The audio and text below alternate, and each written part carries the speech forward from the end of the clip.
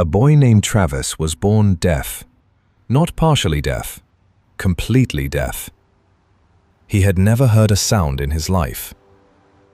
Then, one afternoon, months after a single injection into his inner ear, he was asleep in the back seat of a car.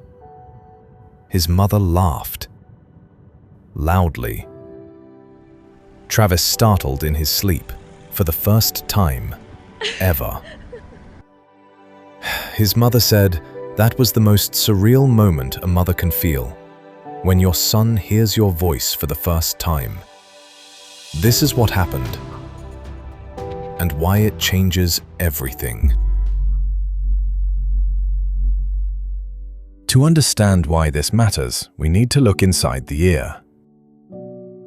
Your inner ear contains roughly 15,000 hair cells. They don't grow back. But in OTOF deafness, these cells are intact.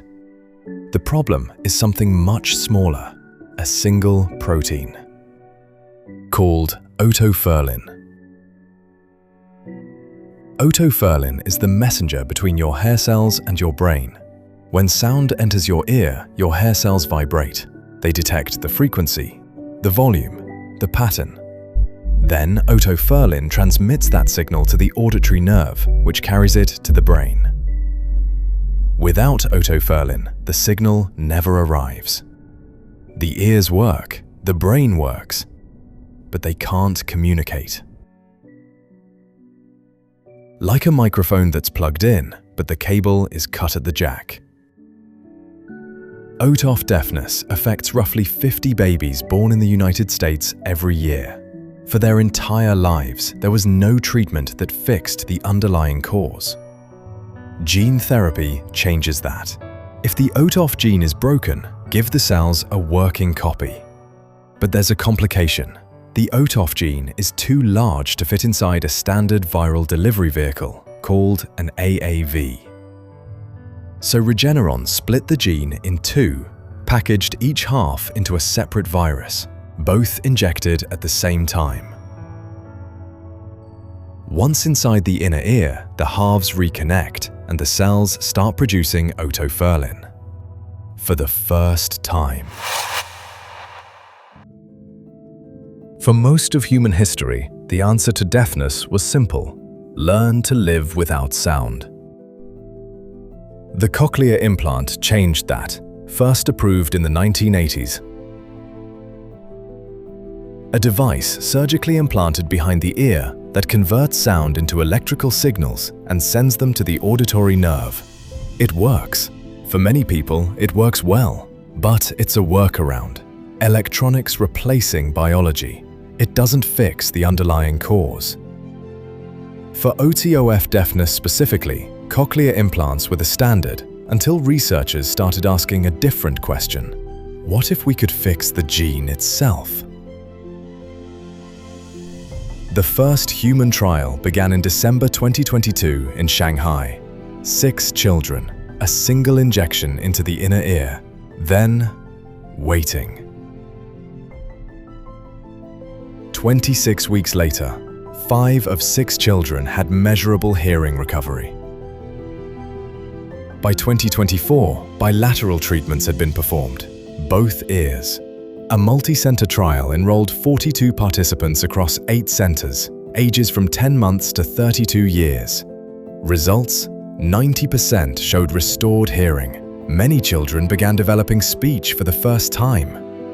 And on April 23, 2026, the FDA approved Otarmeni, the first gene therapy for hearing loss in history, developed by Regeneron. And they made a decision that surprised many. They would provide it at no cost to eligible patients in the United States. Here's what the data shows. In the pivotal trial, 20 patients were evaluated. 80% experienced significant hearing improvement. 42% achieved normal hearing, including the ability to hear whispers. The therapy has been followed for up to 2.5 years. In every patient who initially responded, the hearing held. It didn't fade, it stayed. That said, the FDA approved Otarmeni on an accelerated pathway. The approval is real, the therapy is available.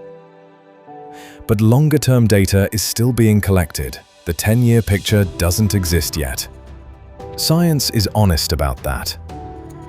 What we know is this: within weeks of the injection, most patients began hearing. Not gradually over years, weeks. Travis was one of them. Months after his treatment, he was asleep in the backseat of a car. His mother laughed. Travis startled in his sleep. For the first time in his life, a sound had reached his brain.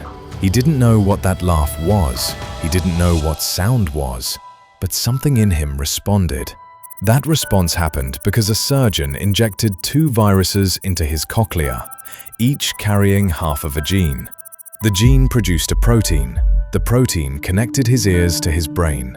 For the first time in Travis's life, the message got through. And here is what that means beyond Travis. Over 150 known genes can cause hearing loss. OTOF is one.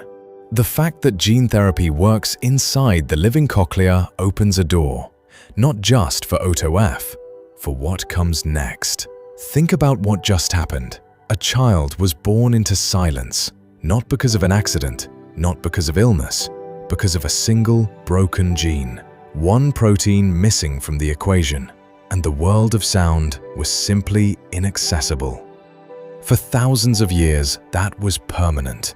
The best medicine could offer was a workaround, a device, a tool. And now, medicine didn't build a workaround. It went into the cell. It gave the gene back, and the body did the rest. We're at the beginning of something. Most forms of genetic deafness still have no treatment. Longer-term data on Otarmeni is still coming. There are questions science hasn't answered yet. But Travis startled when his mother laughed. That matters, not just as a medical statistic, as something more fundamental. A human being connected to the world of sound through the smallest possible intervention. 1 injection, 2 viruses, half a gene each. This is what science looks like when it earns its optimism. Stay curious.